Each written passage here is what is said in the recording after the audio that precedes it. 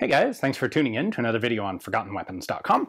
I'm Ian McCollum, and we are finally doing a video on the Alofs shotgun. I posted a teaser about this like 5 years ago, and there's never any real reason I didn't do it. I just never quite got to it. But we are doing it today. So what we have here is actually one of the most fantastically cool steampunk conversion systems that I have seen in a very long time. Normally, something this Rube Goldberg doesn't possibly work, and yet the Alofs actually does work. So, in a nutshell, this is a bolt-on contraption that turns a single-shot break-action shotgun into a 4+1 capacity repeating shotgun, which is really cool. It was patented by a guy named Herman Alofs in 1924. His patent was actually granted also in 1924. Went into production in 1925. He formed the Alofs Manufacturing Company, and this would cost you $6. At the time, you could get a break-action shotgun for somewhere in the vicinity of $15 to $20. A repeating shotgun, a pump-action shotgun, which would essentially do the same thing without all the weird Mousetrap stuff on the outside, would cost you more like $35 and up. So these were actually sold by the Ivor Johnson Company. There are advertisements that are just direct from the Alofs Manufacturing Company, but Othais over at CN Arsenal, who is also going to do a video on one of these eventually. He's had 5 years to scoop me. He hasn't done it yet, so I'm posting this one. He is one who actually did some digging through Ivor Johnson's catalog and found some of their pricing. So kudos to Othais for digging up that. This system can be bolted to essentially any shotgun. In fact, let's take a close look at it, and then we're going to go shoot it, because I know that's what everyone wants to see. So here's the working side of the thing. The opposite side of the gun is totally blank. You've got your central main bolt here that the gun actually opens and closes on, and that is extended through over here. Now, fundamentally, the way this thing works is you've got 3 rounds in the tube here. You've got 1 round in this tube. There's a spring in each one. This spring is pushing this direction. This spring is pushing forward. When you open the gun, you have an automatic ejector that's going to come back and hit this, this little lever. When that shell comes out, it'll trip that, which is actually connected to a bar right here. So this bar can go back and forth. It rests very delicately on that little lug right there. So the moment that this thing goes backwards, pop, it releases this, which has a coil spring under here that's constantly trying to push it over towards the barrel of the gun. When it is in this position, the spring is going to push this one shell forward into the chamber. This little flat surface is preventing these shells from coming out. Once you have the round in the chamber, you then close the gun, which is going to push this back in line. Once they're in line, the next shell in this tube gets pushed into this tube because this spring is stronger than this one. You then manually cock the thing, fire it, and when you open the gun again, that next empty hull comes out, trips that, and repeats the whole process. As you might expect, this thing is very dependent on exact spacing and alignment and cartridge length. And so they built in some adjustment into the mounting system. You don't just bolt this onto the side, and by the way, I'm pretty sure this Phillips screw is not exactly what they expected you to put on there, but you can see that there is a serrated plate under here, and so you set this at exactly the right distance so that your transfer tube here lines up properly, gets the right spacing with the barrel, and then these two allow you to adjust the whole thing up or down, or in theory maybe tilt it a little bit, but your tilt is pretty much controlled or prevented by this interface plate. But you have adjustment when you mount it so that it can all be set up correctly. This bar is your stop to make sure that the transfer tube goes the correct distance into, well, over towards the barrel. We do have a couple markings on here, by the way. Alofs Manufacturing Company. These were made in Grand Rapids, Michigan. So patent is September 9th, 1924. He would also patent this in Canada a year or two later. I believe this is an early production one because there are pictures of some that also have the Canadian patent date on there, which came later. The gun that this particular one is mounted on is really nothing special. So fiberglass stock, it's actually really quite light. The original advertising papers say that the Alofs was available for essentially any break action gun in 12 gauge, 16 gauge, 20 gauge, or 410 gauge. However, I'm not aware of any existing ones that are not 12 gauge, and the Iver Johnson advertisements specifically say 12 gauge. So I suspect the original manufacturing list of other calibers was in hopes of getting orders, and if enough people ordered them in a different caliber, then they'd go ahead and tool up to make them, but I don't think that ever actually happened. So you might ask, like, what's the purpose of this thing? Why would anyone bother with this?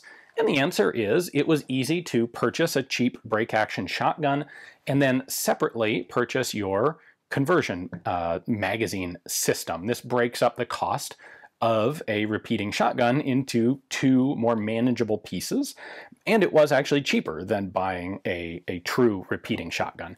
You definitely don't have the quality. You would be much better off with a proper pump action shotgun, but if you don't have the money for that, or if you've just inherited something like this, frankly, this isn't too far off of the idea of something like the Archangel stocks for Mosin Nagants, where you buy a cheap Mosin Nagant, and then you really kind of want to turn it into a sniper rifle, and so you buy an Archangel stock to drop it into.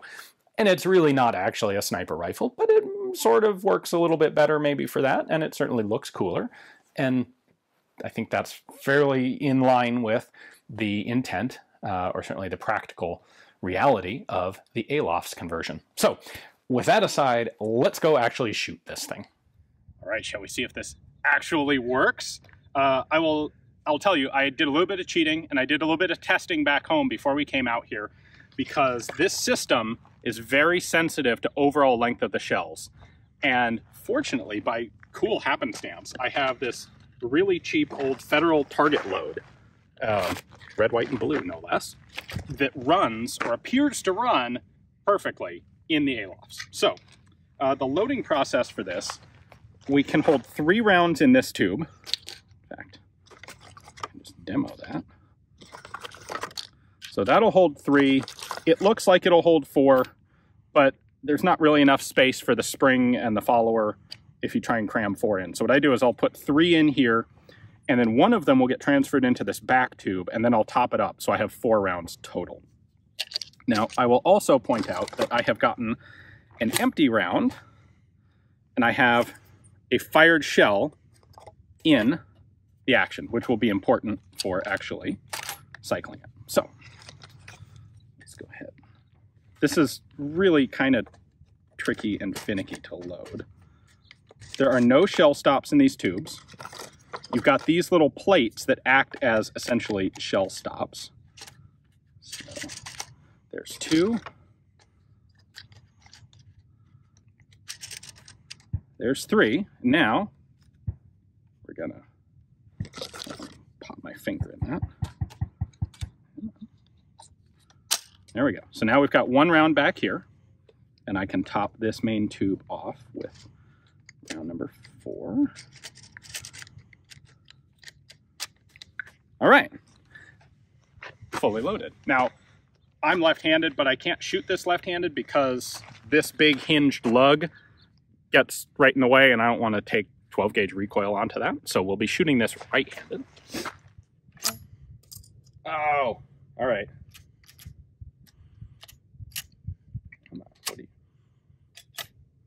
Well, that's not the best start, but we'll keep going. So I got a round in the chamber now.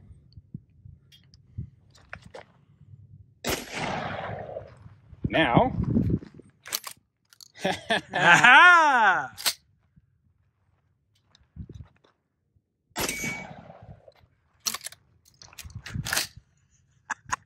That is so cool.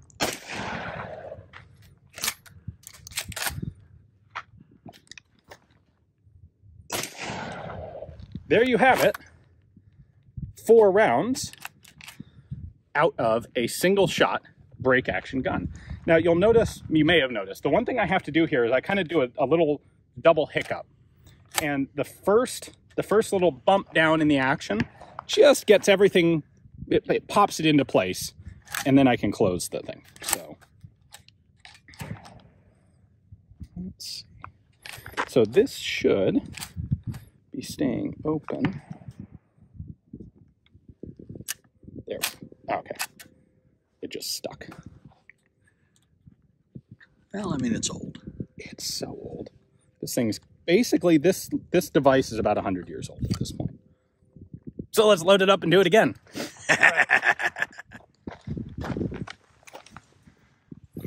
This out of the way. Load our first shell. Let's actually just pop that. There we go. All right. So we've got our transfer tube, I guess you could call it, loaded. And then we can put 3 into the main tube.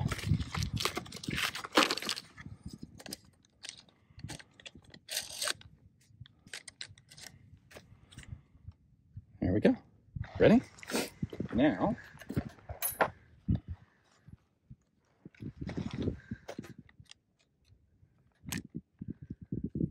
all right, here we go. So there's my little hiccup.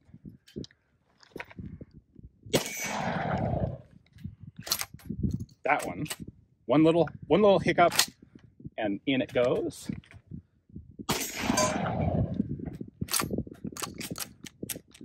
Oh, come on. Ah, it's close.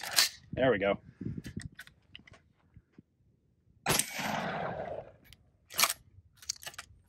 That one worked nice and smooth. So the thing here is, if the shells aren't exactly the overall length, they won't go quite far enough, or they'll go just slightly too far. And you've always got 2 shells pushing, well, until you get to the very end, you've got 2 shells pushing against each other. It is, frankly, an unbelievable miracle that this thing actually works even as well as it does. In theory, you don't actually have to put a shell in. I could just trip that manually. Just be like, oh, and there it goes. And now I'm ready with my first round. The one thing that's in the way of this being an actual sort of automatic operation, or like a pump action sort of operation, is that I have to manually cock it every time.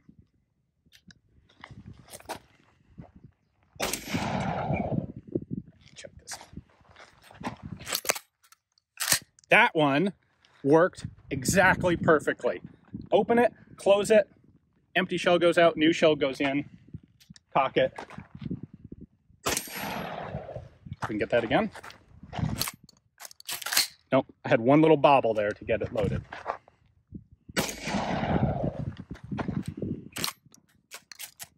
Yeah. And the last round's being a little finicky. There we go.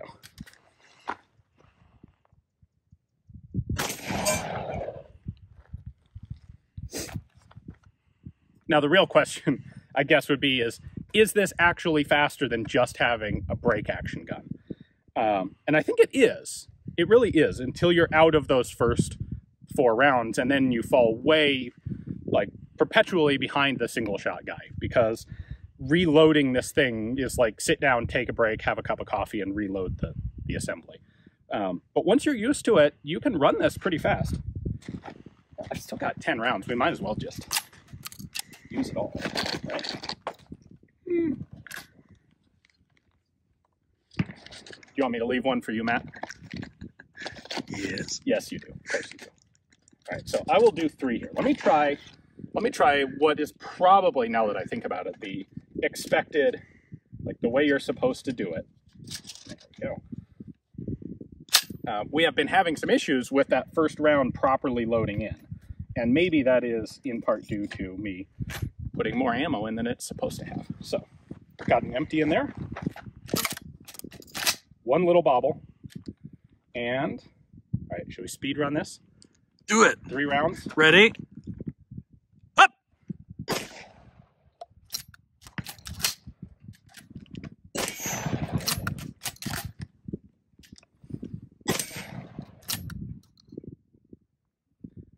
I feel like that's faster than I could have done a single shot gun where I have to actually go to my belt and pull a new cartridge every time. All right, you want to try it? Yeah. Of course. All right, Matt Hott, our resident shotgun expert. This thing is so cool. Has anyone ever run an Alofs in one of Simtac's tactical shotgun classes? No, but I have a feeling you're going to show up with one next time. I might. Okay. So go ahead and close it. And then pull the rear tube off to the left. Yep. And then you're going to load rounds into the long tube. No, not that way. Nope. And there is nothing to hold them in place. So what I do is, yeah, exactly like that. You bring the short tube up just far enough to catch the rim. But if you let it go too far, It'll pop back and load the exactly. transfer chamber. Yep. Come on, get in there. It's kind of like loading a Model 12. So what's happening now is you've got the rim of the case sitting there. Ow! And Yeah. And what I was about to say is, if you push it with your finger, you will get a blood blister, as I have already done myself as well. So, a little late for that, though.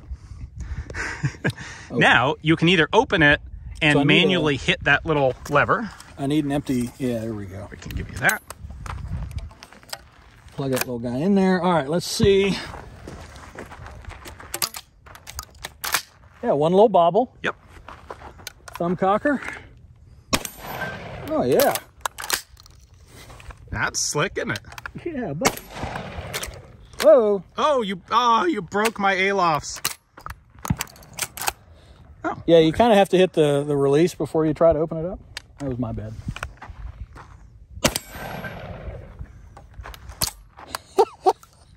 Dude, that is so cool. Isn't that cool? That is just the most Rube Goldbergian glory. And yet it works. Yeah. There are so few devices like this that actually work. I mean, it seems like something you'd see on like a late night infomercial. Like a QVC network or something. Well, I think the Sears catalog was the 1920s equivalent of late night QVC infomercial. That is true. But I mean, certainly does work. And I'd say, yeah, you're probably right. At least for, you know, the first 3 rounds, it's a lot easier than trying to fish shell out of your, you know, coat pocket or something. Yeah. Because, I mean, there wasn't a whole lot in the way of modern load carriage gear, web gear, loops, or anything like that back then. Exactly. You know, it was just, you know, rally around the family, pocket full of shells, you know, that sort of thing. There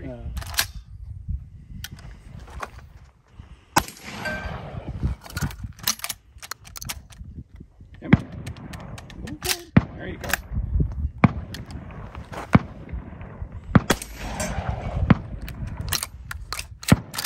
Yeah. There we go.